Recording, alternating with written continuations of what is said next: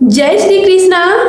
मेरे प्रिय परिवार के सभी सदस्यों को, मेरी सभी बहनों और माताओं को मेरा कोटि कोटि प्रणाम। आज मैं आपसे कोई बड़ी धार्मिक कथा कहने नहीं आई हूँ, बल्कि आज मैं आपके पास आपके घर के एक कोने में बैठकर आपके मन का हाल पूछने आई हूँ। मुझे ज्ञात है पिछले कुछ दिनों से या कदाचित कई वर्षों से आपका मन अत्यंत भारी है। कभी कभी जब आप एकांत में बैठती है तो आंखों से आंसू स्वतः ही निकल जाते हैं। आपको प्रतीत होता है कि इस संसार की भीड़ में आप नितांत अकेली हैं। सबके लिए सब कुछ किया, पर जब आपको आवश्यकता थी तो सबने मुख मोड़ लिया। क्या आपको भी ऐसा लगता है कि चारों ओर केवल अंधकार है और कोई आपकी पुकार सुनने वाला नहीं है?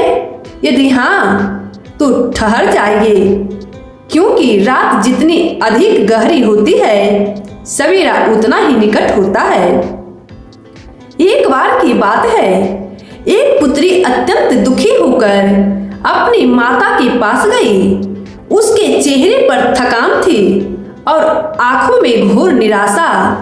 वह बोली, माँ, अब मुझसे और सहन नहीं होता, मैं थक गई हूँ। एक मुसीबत समाप्त नहीं होती कि दूसरी सामने आ खड़ी होती है। ऐसा लगता है जैसे ईश्वर ने भी मुझसे मुंह मोड़ लिया है। माता ने कुछ नहीं कहा, वह केवल मुस्कुराई और पुत्री को रसोई में ले गई। माँ ने 3 पात्रों में जल उबाला, एक में गाजर डाली, एक में अंडा और एक में कॉफी के बीज। कुछ समय पश्चात माँ ने दिखाया कि गाजर जो पहले बहुत कठोर थी, वह उबलने के बाद कोमल और निर्बल हो गई। अंडा जो भीतर से कच्चा और कोमल था, वह उबलने के बाद भीतर से कठोर हो गया। पर कॉफी ने तो चमत्कार ही कर दिया। उसने जल का रंग, उसकी सुगंध और उसका स्वाद ही बदल दिया। माता ने पुत्री का सिर सहलाया और कहा, पुत्री, मुसीबत और दुख तो हर किसी के जीवन में आते हैं। यह उबलता हुआ जल सबके लिए एक समान है, पर यह आप पर निर्भर करता है कि आप गाजर की तरह टूटकर निर्बल बन जाती है या अंडे की तरह भीतर से कठोर और कड़वी हो जाती है, या फिर कॉफी की तरह उस कठिन परिस्थिति को ही एक सुंदर अवसर और सुगंध में परिवर्तित कर देती है। मेरे प्रियजनों, आज मैं आपसे कहना चाहती हूँ, आपके ये आंसू आपकी दुर्बलता नहीं है, ये बताते हैं कि आपके भीतर एक निर्मल और सच्चा हृदय धड़कता है।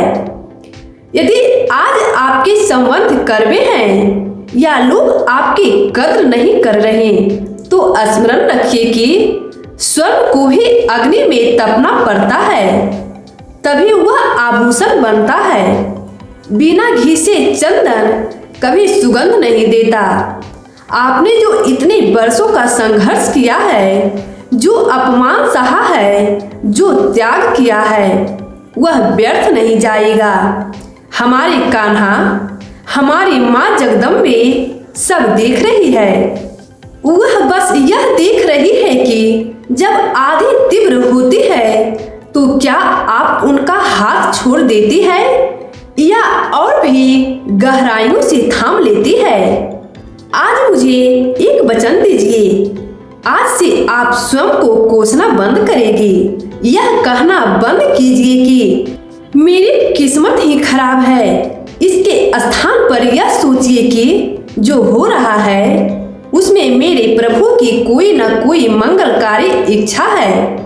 जब आप स्वयं को उनके चरणों में पूर्णतः समर्पित कर देती है, तो वह दुख नहीं रहेगा, वह एक पवित्र तपस्या बन जाएगी और तपस्या का फल सदैव मधुर होता है। मैंने स्वयं देखा है, जब हम टूटकर उन्हें पुकारते हैं तो वह किसी न किसी रूप में हाथ थामने अवश्य आते हैं।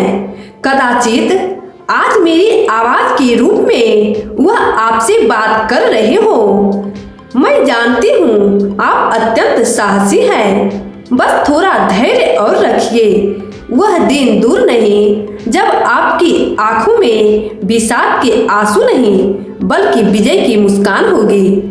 सदैव प्रसन्न रहिए, क्योंकि आपकी मुस्कुराहट ही दुख देने वालों की सबसे बड़ी पराजय है। जय श्री कृष्ण, जय माता दी।